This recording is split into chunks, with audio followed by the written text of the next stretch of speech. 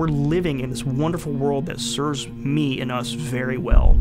But you pull back the veil on that, and this world, this system, the way it's set up, is really a machine that just chews up the least, the little, the weak, who can't defend themselves, and it is utterly devastating for them.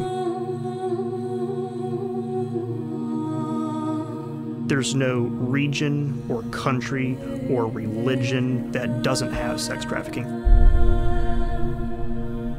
The gals that we see on the streets in Seattle, most of them are 12, 13, 14 years of age. And most Americans think, so glad we're on the backside of slavery, so glad that's over. It's like, no, they're slaves. There are actual human sex trafficking slaves in every major city, and not just a few of them.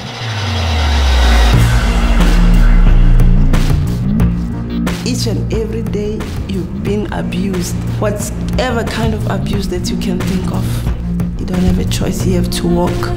It's cold, you have to stand by the corner. It's raining, you have to stand. Our work was to bring in these girls from Thailand, telling them that they're gonna work as waiters and in clubs and hotels and things like that. There's always prostitutes standing, you're like wondering, who's not seeing this? They're standing right there. Are they taking her out?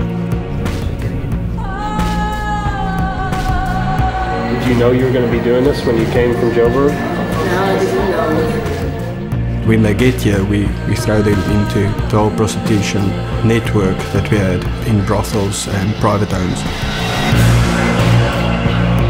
Children as young as 13 can have an abortion without their parents' consent, and so they can come to this hospital and they can have it done here. Do you want to live in fear and to be held captive, or do you want to be free?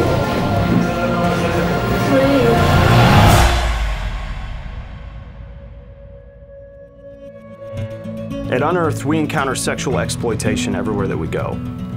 Our job is to produce media that prompts people to act against human injustice. And every time we get back from a trip, internationally or domestically, we're always left with the same question. What are we going to do to help these people? What can one person do about this? There's 27 million people trafficked globally. One of the biggest things that we struggle with is the fact that there is nowhere to put trafficking victims that's going to give them safety and rehabilitation, restoration, healing from the things that they've gone through. I mean, if a girl is raped by 5 gang members and she's got to keep all that trauma to herself, what happens in 5 years' time? What happens in 10 years' time to the next generation? Awareness by itself is inadequate. There's got to be action. It's not that there's a lack of great organizations that are combating the problems. It's that those organizations are underfunded and under-resourced. Maybe the answer is a lot more simple than we realize. It's to fund and equip existing organizations to do their jobs well. And that's what we're doing right now. And that's what we're asking you to be a part of.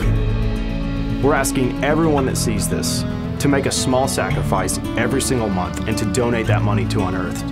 Every time we get a donation, we're going to keep a small percentage of it to keep spreading the word and showing you where your money went. But the majority of it is going to go to organizations that we're partnered with.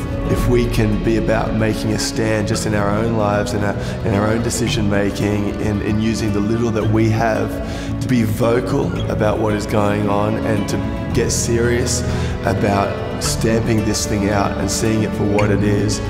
Imagine how many existing safe houses we could fund on a month-to-month basis, and imagine how many new safe houses we could get built in places that desperately need them. Imagine how many lives we could see transformed because of proper education, hygiene, microfinancing loans, and job creation. Once you have somebody who's been trafficked and she wants to come out of that life, you have to be able to provide another way for her to live.